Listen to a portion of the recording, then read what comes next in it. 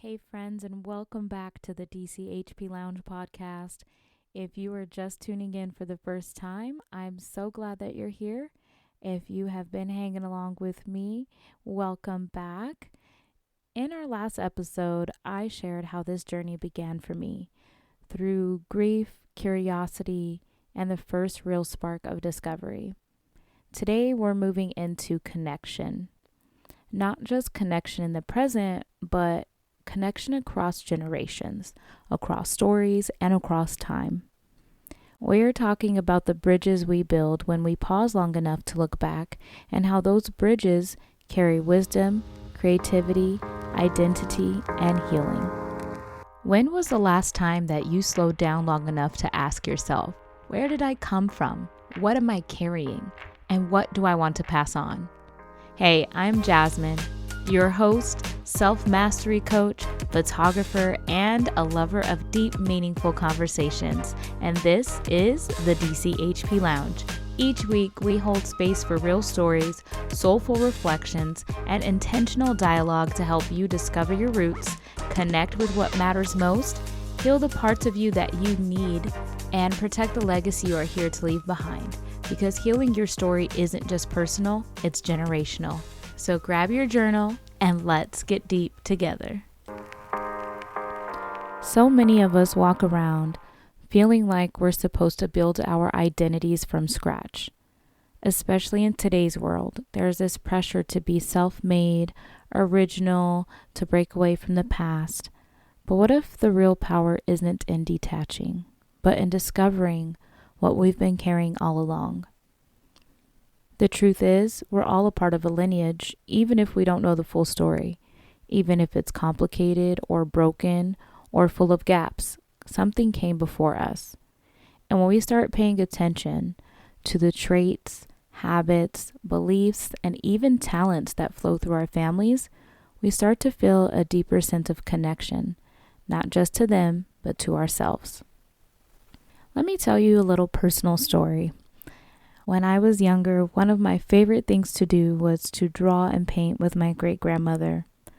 She wasn't a professional artist that I know of, but she did love to create on canvases, rocks, statues, anything that you can paint or draw on, and she was there.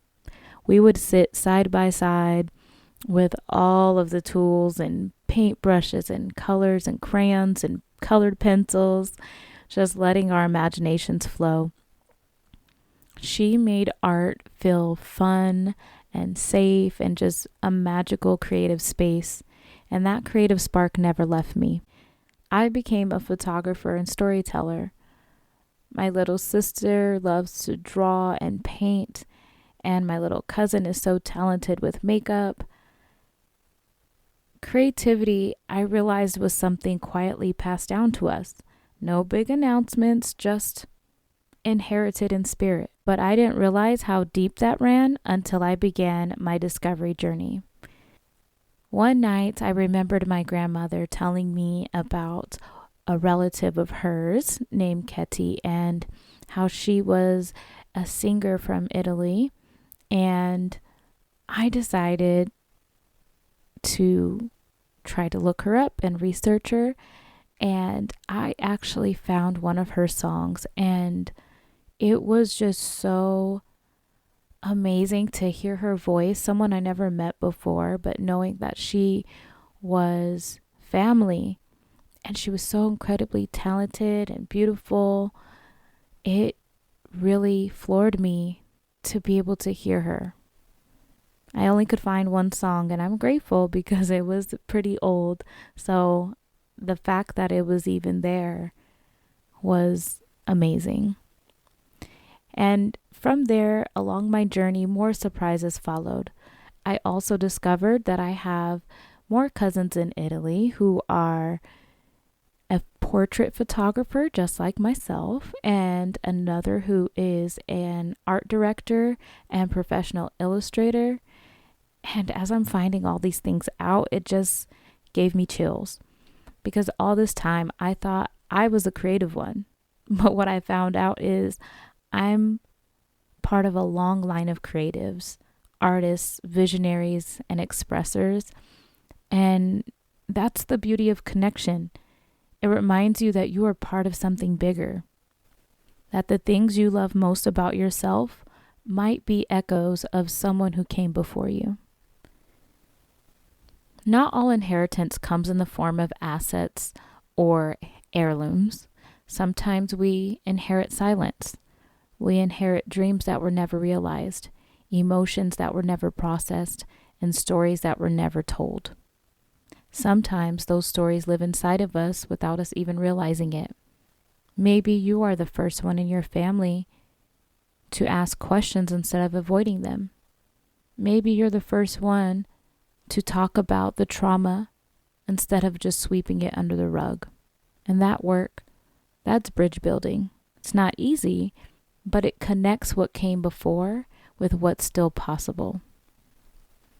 Now let's keep it real. Connecting with our family stories isn't always beautiful or affirming. Sometimes it's painful. Sometimes it reveals truths that we weren't ready for. Sometimes it reminds us of how far we feel from who we thought we were. But that's part of the process. Connection doesn't mean agreement or approval.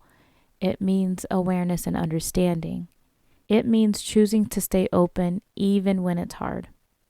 When we look back with curiosity instead of judgment, we create space for compassion, context, and maybe even forgiveness. So here's the question I'll ask you. If you could build a bridge between yourself and your family legacy, what would it be made of? Would it be built on music, on food, on stories, on faith, on resilience?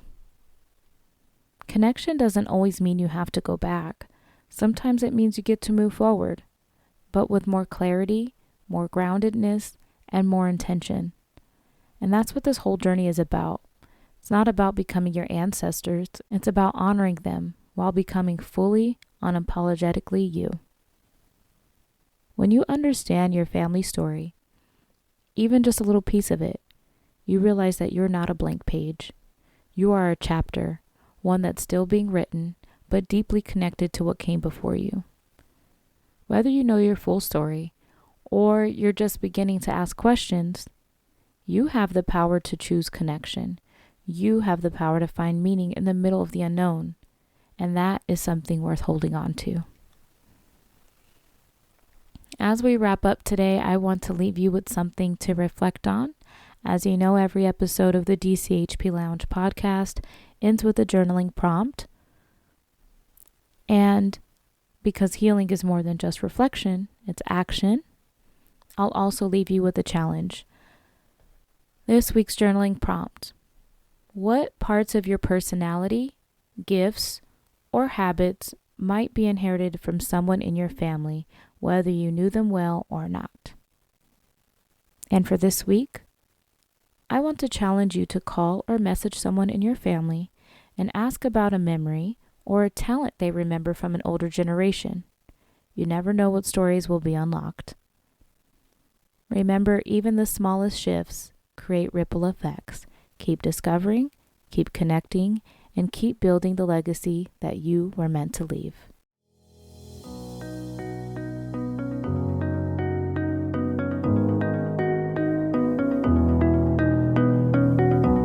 Thank you for tuning in to today's episode here on DCHP Lounge. If this episode resonated with you, I would love for you to share it with a friend or family member who needs to hear it. Be sure to follow us and keep the conversation going on Instagram at the DCHP Lounge, and you can visit us online at dchppodcast.com for full show notes, resources, and any links that you've heard from today's guests or sponsors mentioned. Remember, healing, growth, and legacy building all start with one small step, and I'm so proud of you for being here. Until next time.